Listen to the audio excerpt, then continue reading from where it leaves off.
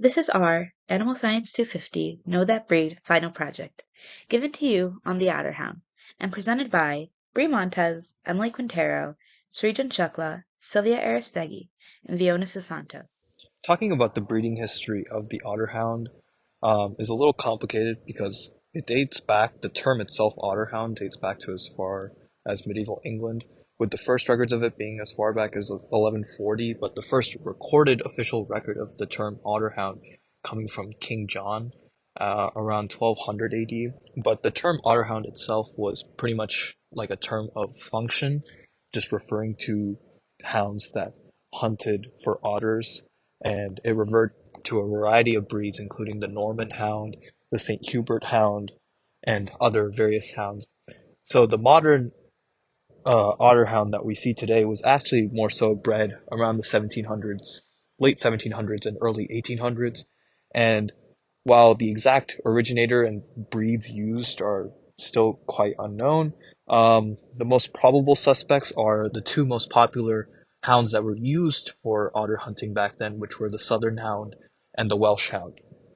And of course, this was mostly done in England, where otter hunting was a very popular function for aristocrats and just member of royalties to do. Why was the Otterhound developed?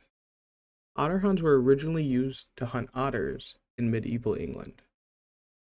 Otters were hunting a large amount of fish, and farmers needed a way to stop these otters from decimating the fish population.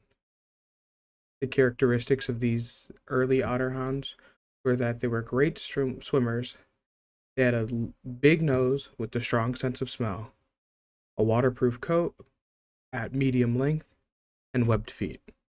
Since then, hunting otters is now illegal. However, Otterhounds are still very similar to 19th century Otterhounds. They still have strong bodies, they have a large nose with a good sense of smell, they are double coated with the rough outer coat and a woolly undercoat, and still love to swim. The function of the Otterhound. The Otterhound is considered a scent hound breed. Scent hounds are hunting dogs that track prey through their sense of smell rather than their sense of sight. The Otterhound's acute sense of smell makes them excellent trackers, able to track otters' underwater scent trails up to great distances. Their coat is dense and shaggy, allowing it to be waterproof, and their webbed feet and powerful shoulders make them excellent swimmers. These scent hounds were originally used to hunt otters, as suggested by their name. These animals hunted in packs through the water to kill the otters.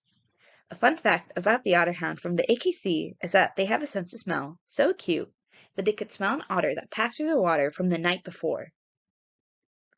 At the time, Otterhounds were used to control the otter population and protect fish ponds. However, in 1978, otter hunting was banned in England, and later, in 1981, in Scotland as well, eliminating their original function. After this happened, Otterhounds became normal companion animals who just so happened to love water and their owners. The Otterhound is a friendly fellow with plenty of affection for humans. He loves children, though he can play a little rough, not purposely due to his large size.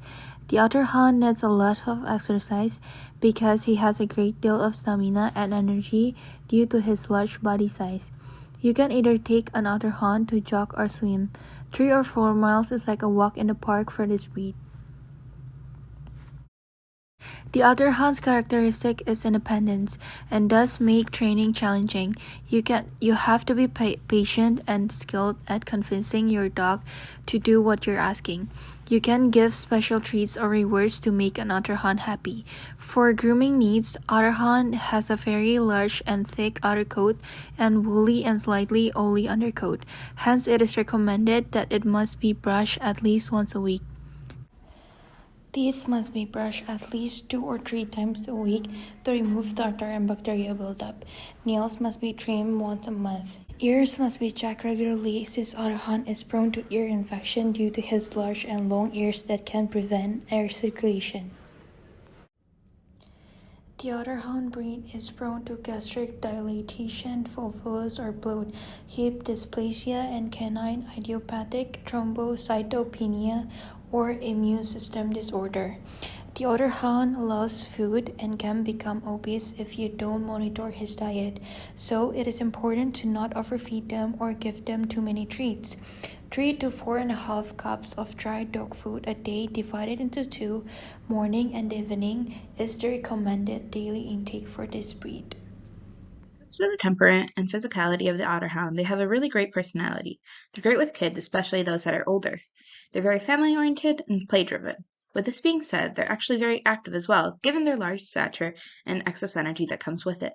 This is why if you're a very active family, the Otterhound is a great breed to look into to take them for walks, runs, hikes, along with bike rides. As stated before, this dog has so much energy that needs to be taken care of in a proper manner because they are so large. When it comes to Otterhound culture, their original function is actually now illegal, which is otter hunting, which is why they're called the Otterhound.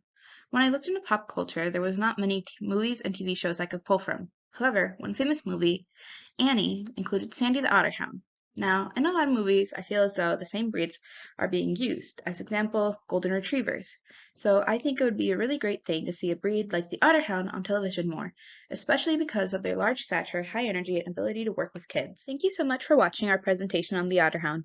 We hope you learned a lot, and consider the Otterhound the next time you're thinking of getting a dog. Thanks. Goodbye.